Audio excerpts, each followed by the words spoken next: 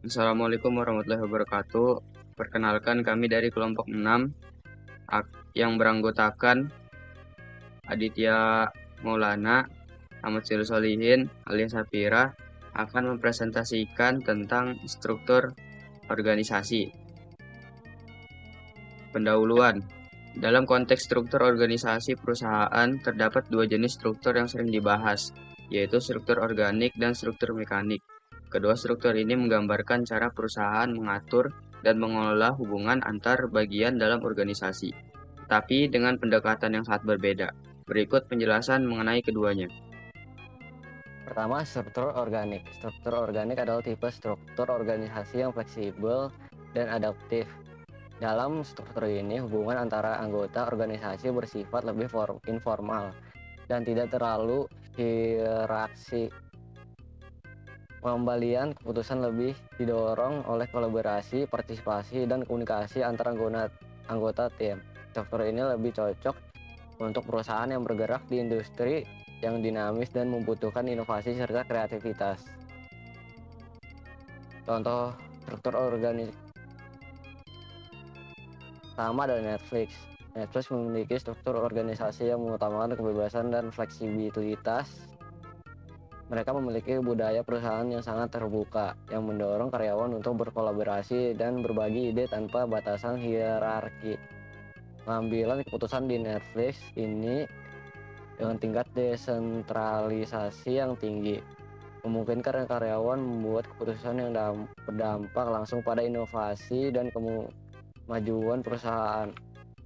Selanjutnya Shopee. Struktur organisasi Shopee dalam gambar sebelumnya lebih mengarah ke struktur mekanistik karena mereka hierarki yang jelas dan pembagian tugas yang kaku. Namun Shopee sebagai perusahaan teknologi dan e-commerce juga memiliki beberapa aspek yang mencerminkan struktur organik. Selanjutnya Tokopedia. Tokopedia sebagai perusahaan teknologi dan e-commerce memiliki banyak karakteristik yang mencerminkan struktur organisasi organik dibanding dengan struktur mekanistik yang hierarkis dan kaku. Terakhir ada Gojek. Gojek sebagai perusahaan teknologi yang bergerak di bidang layanan on demand dan transportasi memiliki struktur organisasi organik. Berikut adalah alasan mengapa Gojek lebih cocok dikategorikan dalam organisasi dengan struktur organik dibanding mekanistik. Pertama ada struktur Netflix atau korporat. Berada di puncak struktur sebagai bagian utama perusahaan, dipimpin oleh CEO of Netflix. Kedua itu divisi utama di bawah korporat. Pertama itu legal, mengurus aspek hukum perusahaan. Terus finance, mengelola keuangan dan perusahaan. Terus talent, mengatur perekrutan dan manajemen bakat. Keempat, communication, bertanggung jawab atas komunikasi internal dan eksternal. Kelima ada konten, fokus pada pengembangan dan manajemen konten. Terakhir ada produk, mengembangkan dan mengelola produk Netflix. Selanjutnya ada divisi teknologi dan konten. Teknologi dibagi menjadi dua, yaitu domestic streaming, layanan streaming di dalam negeri. Selanjutnya ada internal streaming, layanan streaming di luar negeri. Terus ada konten, dibagi menjadi dua juga. Pertama ada programming, pengembangan program atau acara. Terus other content, konten lainnya yang tidak termasuk dalam kategori utama. Struktur Shopee. Pertama ada Direktur Shopee Indonesia. Posisi tertinggi dalam struktur ini yang bertanggung jawab atas seluruh operasional Shopee Indonesia. Selanjutnya ada Marketing Project Team Manager, bertanggung jawab atas pengelola proyek pemasaran Shopee Indonesia. 3 ada Asisten Manager. 4 divisi utama Marketing Project Team Manager. Pertama ada Asisten Manager In-House Account, mengelola akun internal Shopee yang berkaitan dengan pemasaran dan bekerja sama bisnis. Terus Asisten Manager User dan Seller, fokus pada penggunaan dan penjual. Selanjutnya ada Asisten Manager User dan Seller, fokus pada pengguna dan penjual, termasuk strategi untuk menarik dan mempertahankan mereka. Terus selanjutnya ada Asisten Manager Curation Team, bertanggung jawab atas kurasi konten, pemasaran, dan promosi yang ditampilkan di Shopee. Terakhir ada asisten manajer manajemen, mengelola hubungan dengan influencer atau key opinion leader untuk mempromosikan dan branding Shopee. 4 ada staff. Setiap divisi memiliki tim staff yang menjalankan tugas operasional sesuai dengan tanggung jawab masing-masing divisi. Struktur Tokopedia. Pertama ada komisaris utama dan komisaris. Komisaris utama adalah pemimpin dari Dewan Komisaris yang bertanggung jawab atas pengawasan perusahaan. Selanjutnya ada komisaris. Lainnya juga berperan dalam pengawas dan memberikan arahan strategis kepada direksi. Kedua ada direktur utama, bertugas memimpin operasional perusahaan secara keseluruhan, bertanggung jawab untuk memastikan visi dan misi perusahaan dijalankan lancar dengan baik.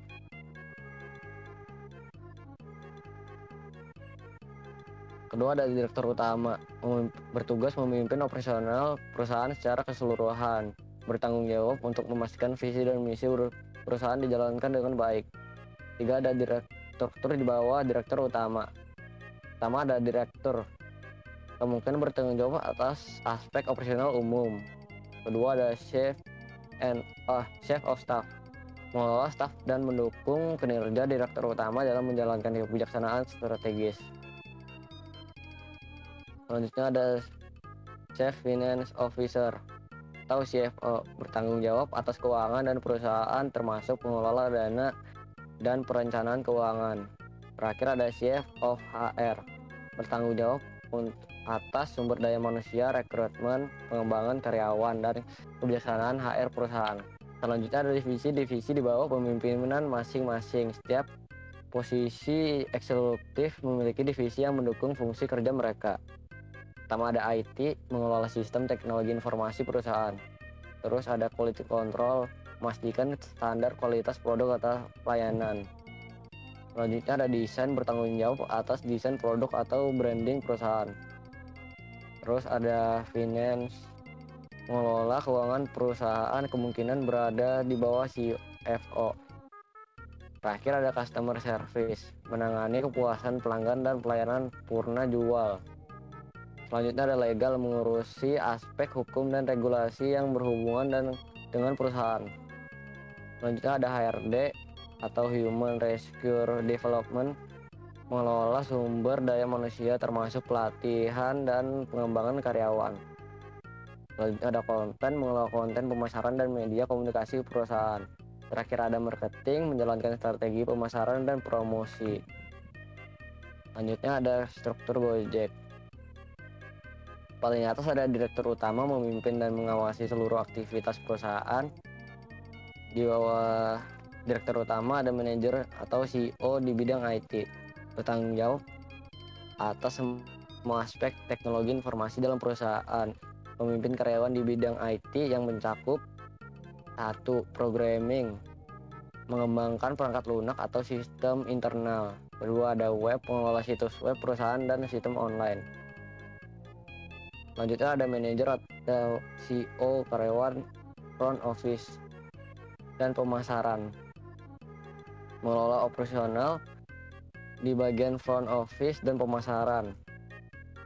Terus ada memimpin karyawan front office yang mencakupi 1. Customer service, melayani pelanggan dan menangani keluhan. Kedua ada administrasi, mengelola dokumen dan keperluan administrasi. Terakhir ada pemasaran, mengatur strategi pemasaran dan promosi produk layanan. Terus ada manajer CEO keuangan, mengawasi aspek keuangan perusahaan termasuk laporan keuangan dan anggaran. Memimpin karyawan akuntansi yang bertanggung jawab atas pencatatan keuangan dan audit. Kelima ada manajer CEO tukang ojek, bertanggung jawab atas operasional layanan transportasi ojek. Memimpin tukang ojek yang bekerja sebagai mitra pengemudi dalam layanan transportasi perusahaan. Struktur mekanik. Organisasi mekanik adalah struktur organisasi yang bersifat kaku, hierarkis, dan terpusat, di mana semua tugas, wewenang, dan tanggung jawab telah ditentukan dengan jelas. Organisasi ini cocok untuk lingkungan yang stabil, di mana perubahan jarang terjadi dan efisiensi menjadi prioritas utama. Contoh struktur mekanik, Telkom Indonesia, PT Telekomunikasi Indonesia Tbk atau Telkom Indonesia adalah perusahaan milik negara BUMN yang bergerak di bidang telekomunikasi dan teknologi informasi di Indonesia. Telkom menyediakan layanan telekomunikasi seperti internet, telepon, TV kabel, dan layanan digital lainnya melalui berbagai anak perusahaannya seperti Telkomsel, IndiHome, dan Telkom Data Centers. Kedua, Bank BRI. Bank BNI atau Bank Negara Indonesia umumnya menggunakan struktur Indonesia organisasi mekanik. Ini karena bank-bank besar, termasuk BNI, cenderung memiliki struktur yang lebih hierarkis dan formal, dengan pembagian tugas dan tanggung jawab yang jelas, serta jalur komunikasi yang terstruktur. Selanjutnya ada Pertamina. Pertamina termasuk dalam struktur mekanistik karena memiliki hierarki yang jelas dengan tingkat formalitas yang tinggi.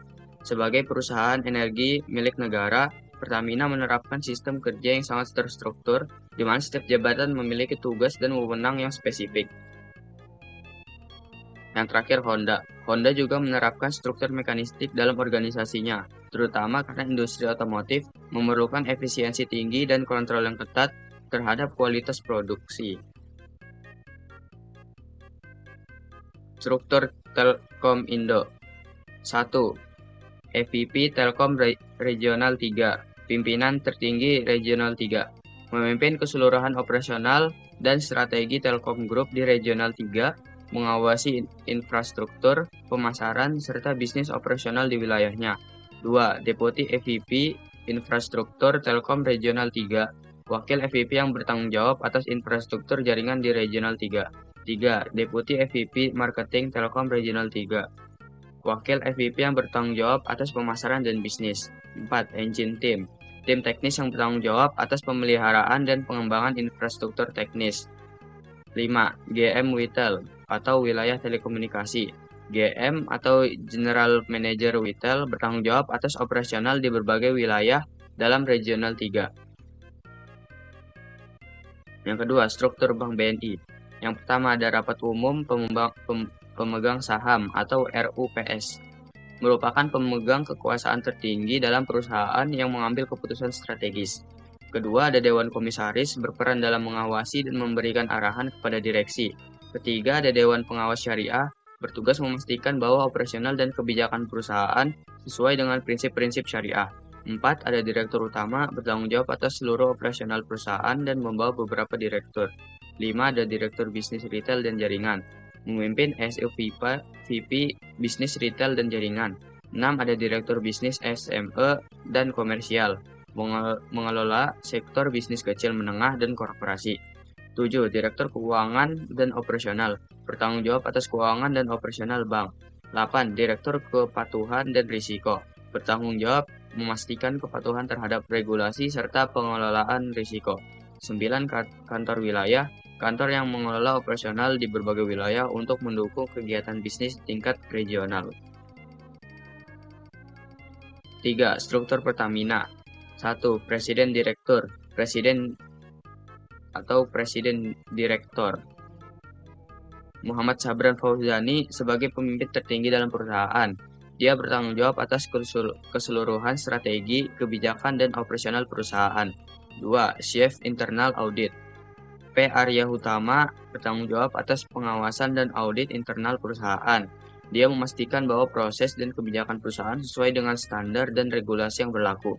Ketiga, Corporate Secretary. Siti Fauzia bertugas sebagai penghubung antara perusahaan dengan pemegang saham, pemerintah, dan publik. Dia mengelola komunikasi korporasi dan dokumen hukum penting. 4. Finance Director. Di posisi ini masih kosong atau vacant. Posisi ini bertanggung jawab atas pengelolaan keuangan perusahaan. Saat ini belum diisi, tapi masih memiliki tim di bawahnya yang menjalankan operasional keuangan. Di bawah Finance Director terdapat beberapa manajer, seperti Fitri Asri Yunita, yaitu Finance Manager, mengelola keuangan dan akuntansi perusahaan. Arini Tatagati, HC atau GA Manager mengurus sumber daya manusia, SDM, dan administrasi umum. Achmad Suyudi, Legal Manager, bertanggung jawab atas semua aspek hukum perusahaan. Ageng Nugroho, IT Manager, mengelola sistem informasi dan infrastruktur teknologi perusahaan. Banendra Wahyude, Strategic Planning dan Risk Management Manager, menyusun strategi bisnis dan mengelola risiko perusahaan. Kelima, Operation dan Marketing Director. Indah Kurniangsih bertanggung jawab atas operasional dan pemasaran perusahaan. Memimpin berbagai divisi terkait pemasaran, pelatihan, dan layanan operasional. Di bawah Operation dan Marketing Director terdapat beberapa manajer, yaitu Christine Jamil, Training Manager, bertanggung jawab atas pelatihan karyawan dan pengembangan kompetensi. Alan Jayalalana, Event Organizer Manager, mengelola penyelenggaraan acara perusahaan. Unitrika, Manpower Supply Manager, mengatur pasokan tenaga kerja. Rusmanan R, Security Service Manager, mengelola layanan keamanan dalam perusahaan. Prajogo Tiasworo, Assessment Center Manager, mengelola pusat penilaian kinerja karyawan. Yang terakhir ada struktur Honda. Yang pertama ada pimpinan tertinggi. Direktur utamanya adalah Dr. I. Medwija, MBA, memegang posisi tertinggi dalam organisasi dan bertanggung jawab atas keseluruhan strategi dan operasional perusahaan. Kedua ada komisaris, yaitu Dr. Darmadi, bertindak sebagai pengawasan kinerja perusahaan dan memberikan arahan strategis. Yang kedua, manajemen tingkat menengah. Terdapat 4 manajer utama yang bertanggung jawab atas berbagai aspek di perusahaan. Yang pertama ada manajer keuangan, yaitu Supianto, mengelola keuangan dan laporan keuangan perusahaan. Yang kedua ada manajer HRD atau Koko, bertanggung jawab atas pengelolaan sumber daya manusia, termasuk rekrutmen dan kesejahteraan karyawan. Yang ketiga ada manajer finance, Benris Sitorus, mengawasi aspek keuangan dan perencanaan finansial perusahaan. Yang keempat ada manajer area, Dr. Ucok Sitombul, mengelola operasional bisnis di area tertentu. Yang ketiga, Person in Charge PIC Cabang, I Nengah Nusantara, bertanggung jawab atas operasional di tingkat cabang, memastikan semua fungsi berjalan dengan baik. 4. Divisi dan struktur bawahan. Di bawah PIC Cabang terdapat beberapa divisi utama, yaitu A. Divisi Keuangan dan Administrasi, SPC Finance, yaitu Yeni Marlina, Supervisor Keuangan yang mengawasi keuangan dan administrasi. Tim Keuangan dan Administrasi Finance, ada Irma F, mengelola transaksi keuangan. Administrasi, ada BPKB, yaitu Dede. ADM STNK, yaitu Anissa E. ADM AR, yaitu CTM. ADM Spare Part, yaitu Amita M. ADM PO, yaitu Rina. Messenger, yaitu Ada A. OB atau Office Boy adalah Ismat. Yang B, divisi bengkel dan mekanik. Kepala bengkel yaitu Iwayan Mertal, bertanggung jawab atas operasional bengkel. Front Desk Nur Firtiana, mengelola penerimaan pelanggan dan layanan. Tim mekanik, kepala mekanik yaitu Maman F. Mekanik Service, bertugas menangani perbaikan kendaraan. Mekanik Team, bertugas menangani pembersihan dan perawatan kendaraan. C, divisi marketing. SPV Marketing Support, yaitu Diana Mardiana, bertugas mengawasi pemasaran dan dukungan penjualan. Tim marketing, ADM Marketing Support, yaitu Wahyu, mengurus aspek administratif pemasaran. SPV Marketing bertugas mengawasi strategi pemasaran. Marketing Team bertugas melaksanakan strategi pemasaran dan promosi. Jika ada yang ingin ditanyakan tentang materi ini, silahkan komen di kolom komen di bawah. Sekian dari kelompok 6, kurang dan lebihnya mohon maaf. Wassalamualaikum warahmatullahi wabarakatuh.